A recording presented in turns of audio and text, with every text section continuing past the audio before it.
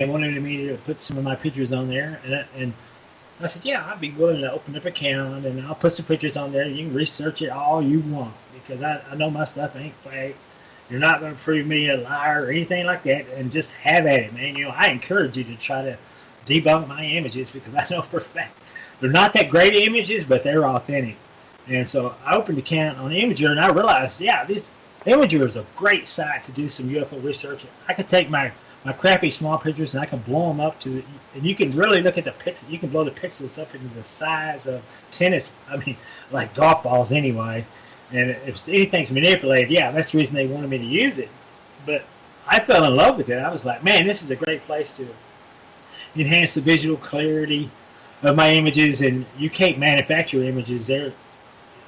So it helps to get the visual clarity out that I need, and to enlarge some of my small pictures, because that cell phone at that time, everything is small so that you could send it in text messages, and that was the whole reason they built the phone like they did. So anyway, you can go to Imager and look at Ronny Dawson, and you can see that a lot of the images I have are there.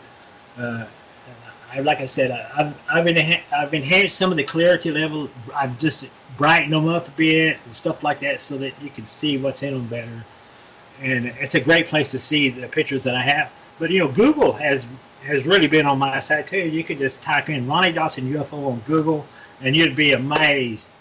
Now you have to type in Ronny Dawson UFO because there's a rockabilly singer that's a Ronny Dawson, and then there's a famous baseball player named Ronny Dawson. So if you type in Ronny Dawson UFO on Google, it will show you a bunch of my pictures right there.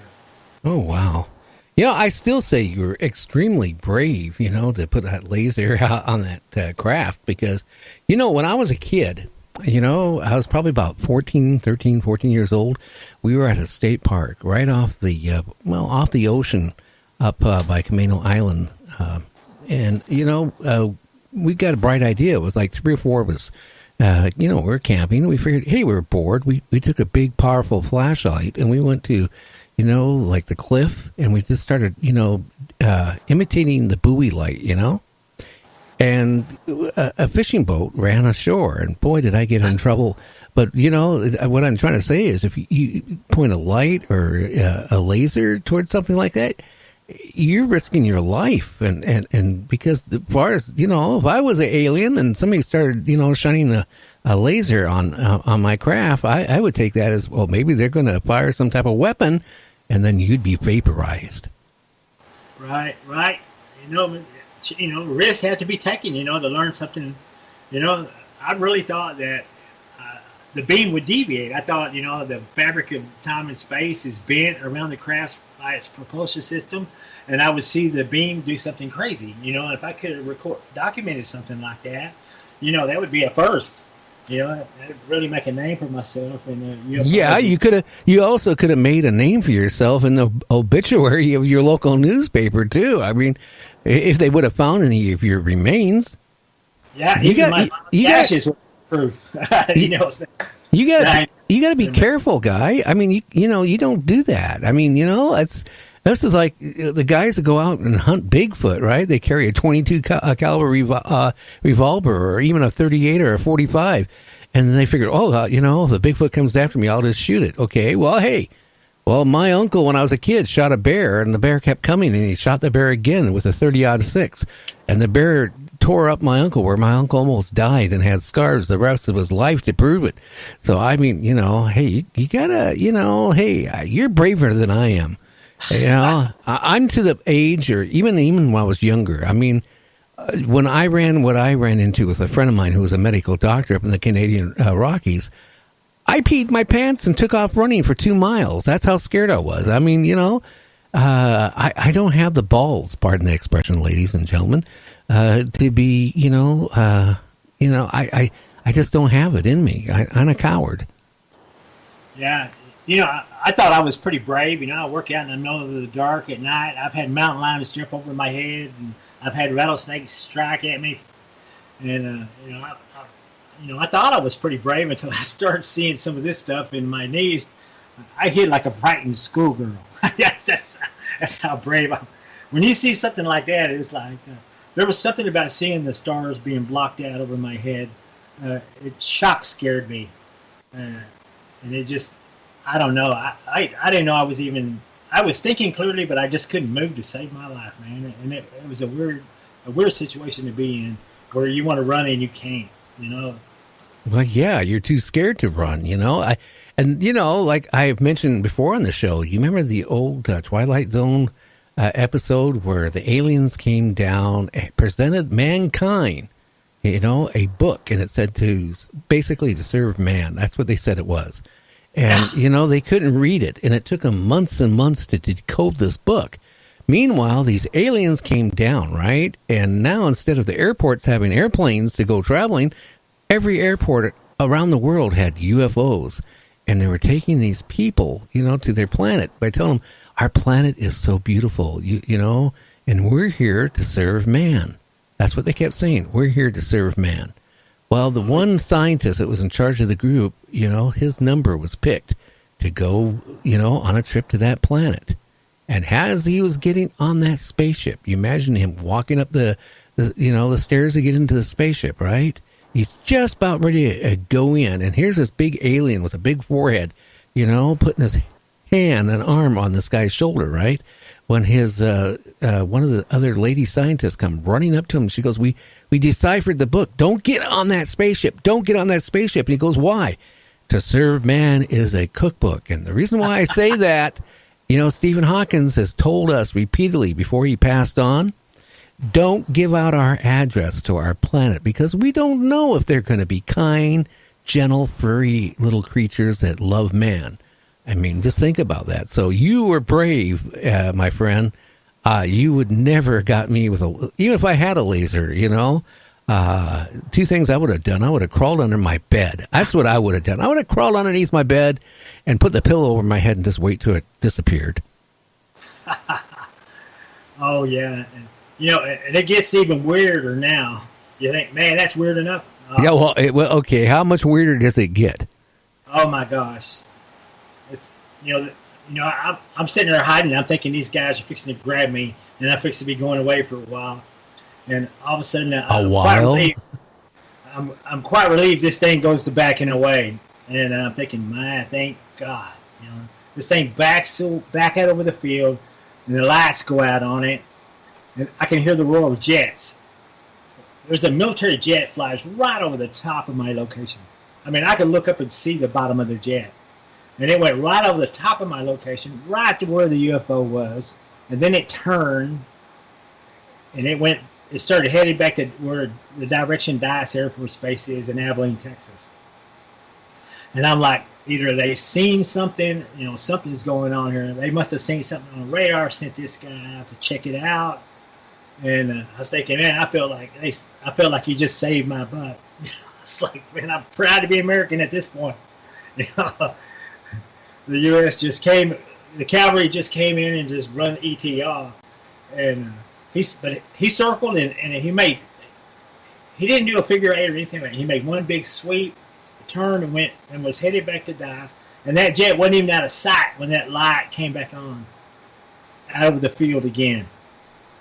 Oh, and wow. I thought, he's not afraid of this thing. It never moved. It was the same place it was before the jet even got there. It's like, they just blink out, The jet flew right over the top of it, went back to Dice, and then it came back on. Well, probably they have a cloaking device for, our radar doesn't even pick it up, so they could have flown right over it and never even seen it, or even, realized it was nobody there but you. Yeah. And then the lights went out again, and I noticed, I was looking up, and I see a cluster of lights, and they're circling my area. And I don't know if it's the same craft, but I knew that it had to be a different craft because I'm sitting here looking at this one craft. I'm looking up in the sky, and there's a cluster of 4 lights, and they're making a rotation around my area. I mean, it's a tight circle around my area, and it probably takes them 3 or 4 minutes to make a complete circle. So it's a slow-moving circle. And I've seen the lights on out in the field while this thing is moving up there, so I know it's something different. And so I'm watching this thing, and it's almost like it's spiraling down. And it seems like it's getting closer. And And the one crapped out in the field, the lights went out, and it didn't come back on. So now my attention is fully on whatever is spiraling down above my. Like I said, my truck is sitting there. It's lit up like a carnival. I mean, this thing approached me with my truck all lit up. You know, I got work lights all over that thing. You know, so and this thing it didn't scare it off at all. It came anyway, and. So these lights are spiraling down, and finally it gets to the point where it looks like they're going to pass right over the top of me. So I go around I stop loading again. I go around the other side of the truck, and I'm looking up there, and I notice the sky is changing colors. The sky looks like a fog bank is developing in the sky. You can see a light colored area, and then I'm thinking this thing is going to come. I'm going to get to see what this is. So I've got my phone out, and my memory is pretty full because I've already got videos and I've got pictures, and I'm going, man, you know, I'm already getting warnings of my memory, and I'm going, man, you know, if I could just get one more picture. And so I've got my phone, I'm ready, and this thing is, the sky is changing color over like a fog bank, and all of a sudden, it looks like an arrow tip coming out of this fog bank. And I was thinking it was going to be something fairly small, but this thing starts coming out of this fog bank, and it just keeps coming, and it keeps getting bigger. And I'm thinking, man, whatever this thing is absolutely massive. It looks like solid rock. It looks like a meteor. And I'm thinking, man, you know, this is like a giant meteor coming out to kill us all, man. It's just, this thing came right over the top of my location. It was 100 yards on both sides of me, and it took 3 or 4 seconds to pass over me. I'm looking up, and it looks like solid rock, and I can see impact craters on it. I can see burn marks. It's not smooth by any means. It looks just like a meteor, like you'd see in outer space on the bottom of it. And this thing is just passing over me. And it looks like it's moving slow. And it looks like it's absolutely gigantic. And it just takes 3 or 4 seconds to pass over me. And then I look up, and I see it's like a huge tube coming out of the bottom of it. And I'm going, okay, that is not a meteor. You know, meteors don't have tubes coming out of them, so I'm thinking that is odd. And I see this tube go by, and then it goes, and I look up and I see another tube, and I'm thinking, and then this thing starts slowing down to a stop. The part that went on me first starts tilting up. Now the thing's looking like a skyscraper, tilting up in the air. And I'm sitting there looking at my phone, and it's not lighted. It's kind of hard to see, but I could see it very clearly because it's so big. But I'm not sure that I'm going to be able to catch much of a photograph. And so I'm sitting there waiting for a great opportunity to catch a picture. And all of a sudden, this thing, it takes off so fast, Gary, that you can visually see the air being sucked around it. It just created a vacuum. You could see the air rushing to fill the void. You could see the fog or whatever it was that was trapped on the surface of this huge thing being swept over the sides like water over a waterfall. And this thing takes off moving so fast. It moves so smoothly, but so quickly, the air is rushing to fill the void behind it, making these huge spinning circles in the sky, and the stuff's being swept over the side of it. And then all of a sudden I go from, at what point do I want to take one of my last pictures to, oh my God, I'm going to miss it completely. So I'm sitting there thinking I'm going to catch one shot. I'm going to get one shot of this thing, and it's going away, and it's going quickly. And it goes about a mile. It's about a mile away from me, and it does this weird flip. And all of a sudden now it has done this flip, and it's coming in, and I've hit my button, and I had no idea I was on video. I had no idea I even had enough room for a video. I thought I was taking a picture, and I hit record. And that thing started, and I started recording it. And this thing, now I can see the top side of this thing. It's a huge V-shaped craft, and it looks like it's got a city embedded onto the surface of it. And each half of the V is probably a half a mile long. I mean, if this thing fell to the ground, you'd literally need a golf cart to drive around it. This thing is absolutely monstrous in the sky. You can't miss it. I was looking at my display screen on my phone, and I was shocked that it was black. Because you can look up in the sky. I got a sky full of UFO, and my display screen on my phone is black as night, and I'm just frustrated to all hell that I'm watching this and can't record it. And so I point the eye of the phone at it, and I hit the button. hoping that I would, by some miracle, I'd catch something. Well, that started the video. Instead of taking a picture, it started the video. So this thing